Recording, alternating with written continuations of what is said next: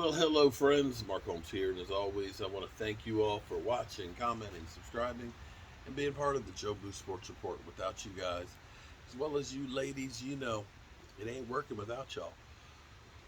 Oh boy, I'm tired. I have had a hard time sleeping at night. My good knee has been like really, really bad, and I can't seem. It feels like I sleep usually on my side, usually on my left side, and it feels like my knee is just dropping sideways, and it feels like there's a knife in there. And sometimes when I roll over, it just feels like my knee is not going with it, and you're just getting like these, sharp pains.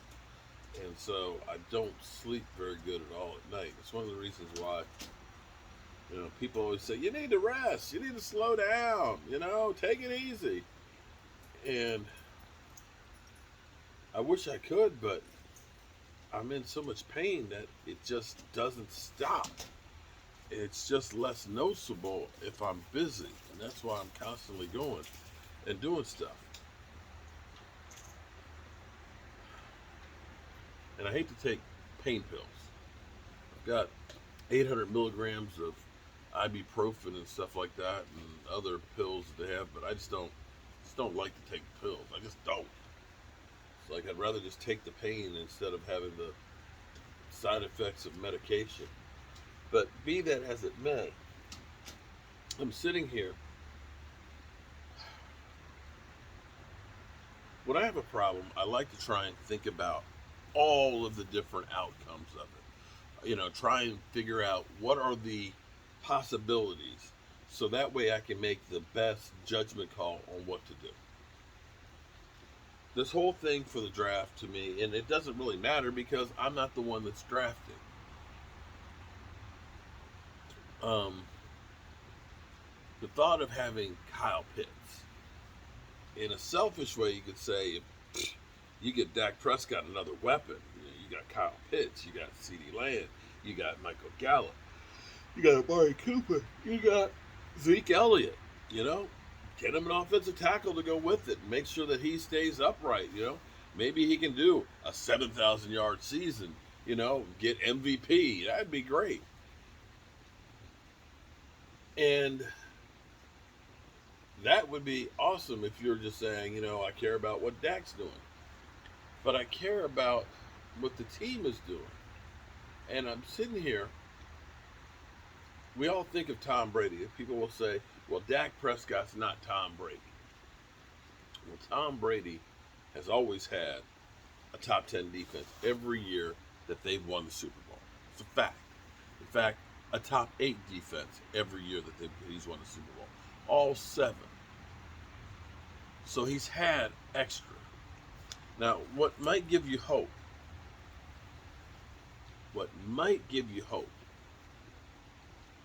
is the Colts 2007 Super Bowl. Peyton Manning with Tony Dungy. That offense of theirs was second, I believe, in yardage and third in points. Peyton Manning throwing it all over the place. Boom, boom, boom. The interesting thing about that season, though, is their regular season defense was ass. They're only 23rd. And I dare say, I believe, and I haven't gone through, I'm going to have to go back through and check my numbers, but that may be the worst defense, regular season defense, that won a Super Bowl. 23rd ranked. Fantastic offense, unstoppable. Defense was not good until the playoffs. Their first 2 games in the playoffs, I think they gave up a total of 15 points. I think in the AFC Championship game, that was a shootout, 38-34. And they only gave up 16 points to the Bears in the Super Bowl.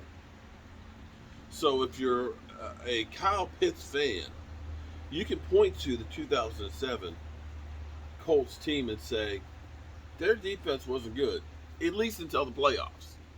The playoffs, they turned it on. The playoffs, they were like a totally different defense. They were, like a team possessed. So I guess in a way you could say, well, could the Cowboys be the 2007 Colts and win a Super Bowl that way? It's possible. Now, Michael Irvin also brought up an interesting point, too, when he was talking about Kyle Pitts.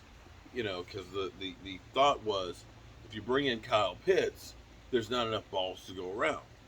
And that may be the case for this year for who you have under contract.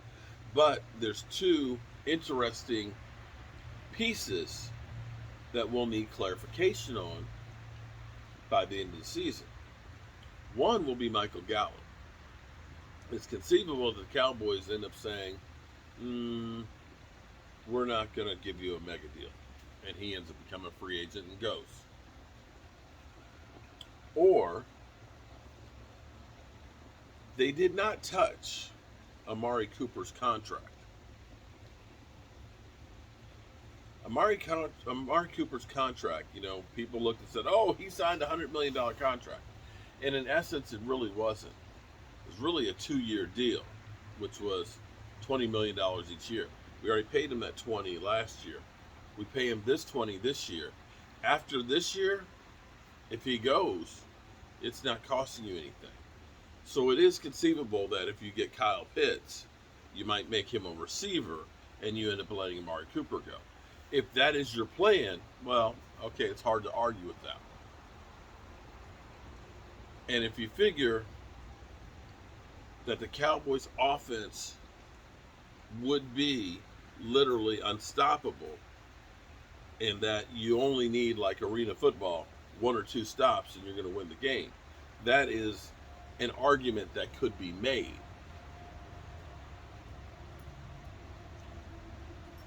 The only problem is now you're living by the sword, and when you live by the sword, you die by the sword. But I can understand the idea and the concept and the philosophy. The other part of the equation, which I've said before too, is I said it before we even talked about Kyle Pitts as a tight end. But when you look at the New England teams between Aaron Hernandez and the Gronk, they always had a great tight end. You think about San Francisco with Kelsick. Is it Kelsick? George Kittle. Sorry. George Kittle with the 49ers. You think about Zach Ertz being at his peak with the Eagles when they won. You think about Gronk going to Tampa Bay, being there for Tom Brady. You think about Kelsick with Kansas City. All of them have tight ends that are game changers. Tight ends are the be-all, end-all right now in the rage. In fact, great tight ends seem to be more important than great wide receivers. So if you want me to make an argument for the reason that you take Kyle Pitts, well, there it is. That's the argument for taking him. That you're going to literally say, we're going to outscore everybody. Now, if he falls to you, I don't know about trading up to get him. Unless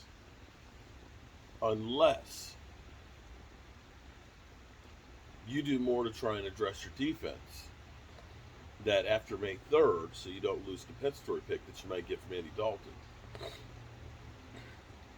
that you look at somebody like a Sheldon Richardson on the defensive line, and you look at a KJ Wright, 2 guys that would instantly help to improve your defense, and one that truly knows the defense. If you do that, you trade up for Kyle Pitts, I'm okay with that.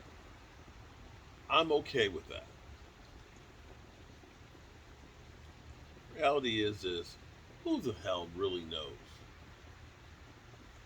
Nobody. So I'd rather focus in on dealing with who is going to be here when they get here and how they fit. Um, Sunday, my man DMV should be over. We're going to be doing some work here outside. We'll make it a members call-in show, and hopefully we'll have a ball.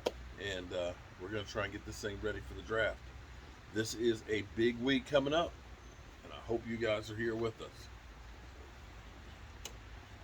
I'm Mark Holmes, and thank you, dear Lord, for letting me have another day.